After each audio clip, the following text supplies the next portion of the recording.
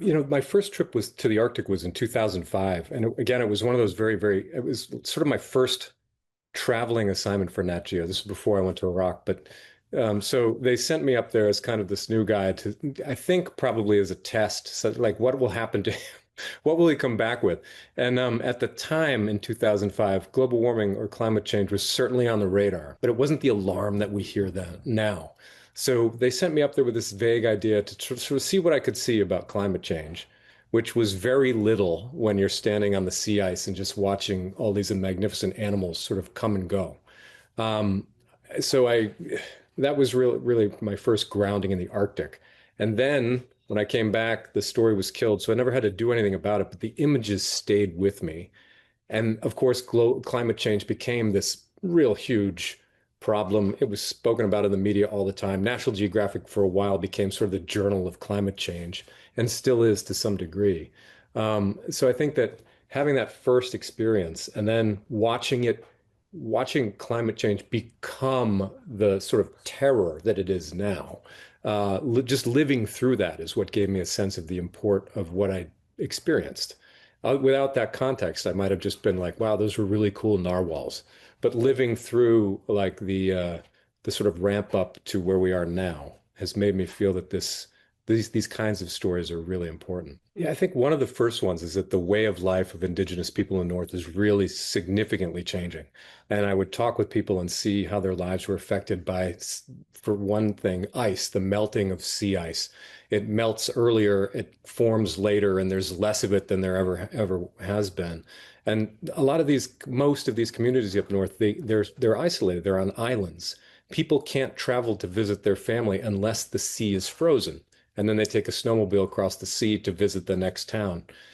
So getting a sense that like it's a highway. It's like the street outside my apartment. If that street becomes untrustable or just disappears completely, you can't get where you want to go. You can't see the people you want to see. You're isolated.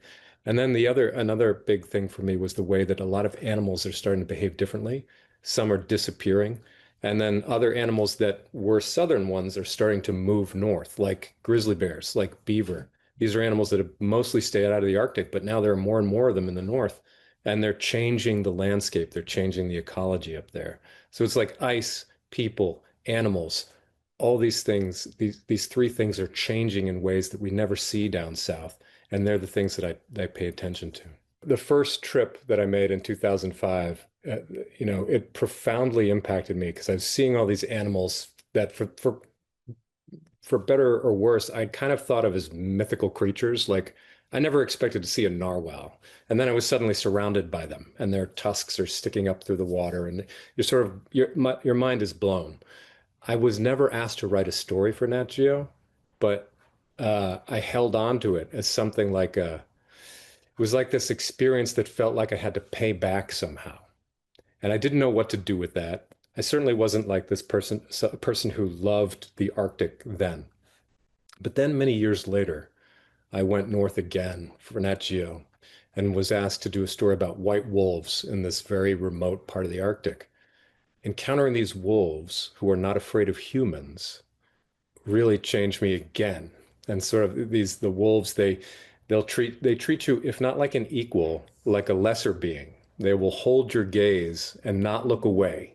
So it's not like a dog where you like make eye contact with the dog. They usually look away. The wolves are looking at you and full on in the face, and they're like, "What are you doing here?" So again, there was this sense of like I'd had this tremendous experience, and it felt like I had to do something with it. It wasn't enough to just have been a witness. So this old experience from 2005 and then the wolves many years later, they sort of propelled me into this desire to write a book about it. And then many of the stories in the book they have their genesis in some kind of National Geographic story. And then other places I went on my own because I wanted to try to complete the narrative. On Ellesmere Island, which is the northernmost island in Canada, I've met up with a group of three filmmakers who were making a documentary about the lives of Arctic wolves.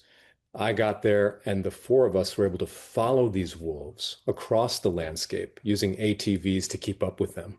But because the wolves there are not afraid of humans, they allowed us to see intimately into their everyday activities. So we followed them while they were just walking around. We followed them while they were hunting.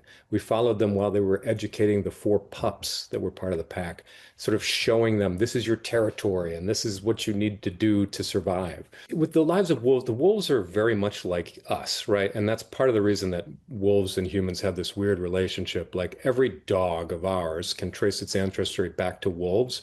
So what that means, what I take that to mean is that we're familiar with each other.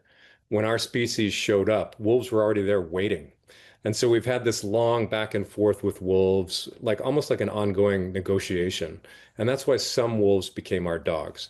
So when I went up to the north to see the wolves or be with them, it was almost like my body recognized this creature on some primal level. Like there are these alarm bells going off in my lizard brain, like, you know this creature.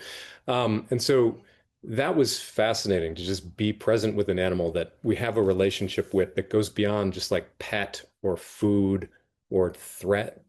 It's sort of like a companion, like a comrade in the struggle to survive.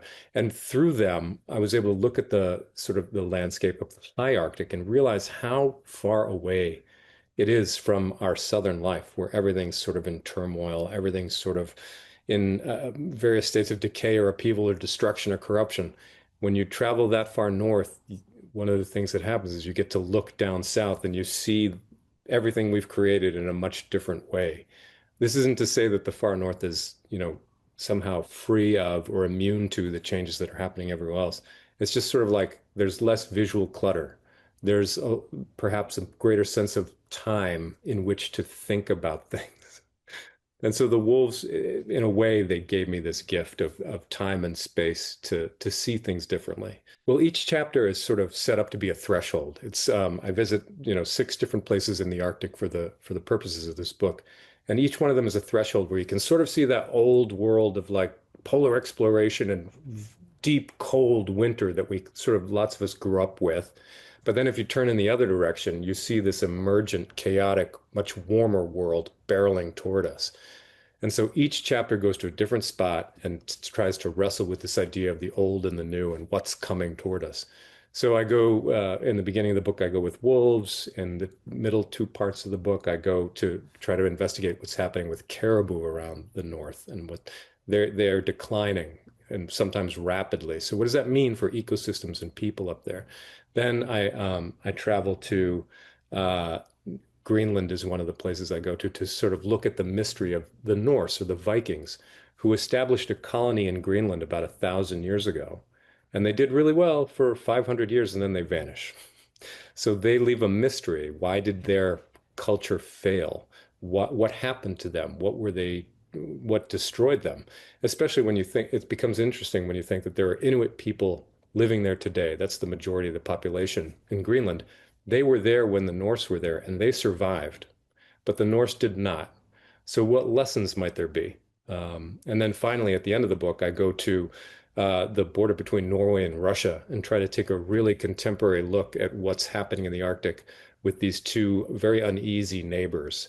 It's like the new Cold War that we sometimes hear about is That's ground zero for what's happening with the Russians testing out these what'd you call them, like this very disruptive techniques on the Norwegians, blocking their GPS systems of the airplanes, like dumping refugees over the border, just to see what NATO and sort of Norway will do. So that's also happening in the Arctic. And then I try to draw all of these places together into a coherent narrative. I try to give people a view onto the mystery of what's happening up there. I try to take them to these places that are both beautiful and haunting. And I try not to give a lecture about what we should be doing differently, although it's pretty clear if you read the book, climate change is real. The only real way to stop it is to stop using fossil fuels and to change the capitalist economy. So those are sort of my broad messages, but they're not, you're not going to be sort of slapped in the face by those things. What I really try to do is set the reader down with me, thinking about the lives of animals and people.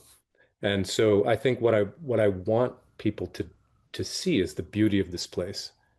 I also want them to be haunted by it because it's a dangerous and mysterious place. And I also, within that, I want them to be haunted by the changes that are happening and the fact that we don't know what the world up there is going to look like. We don't know what's coming. this idea of a world emergent we have not really faced with all of our capabilities. What I mean is like we're at this place with science, with politics, with philosophy, with drones, with photography, with science and sensory data. We can sort of take account of this big change that's happening to the Earth in ways that earlier generations could not. So we're a lot smarter in one way, but we still don't know what it's going to look like.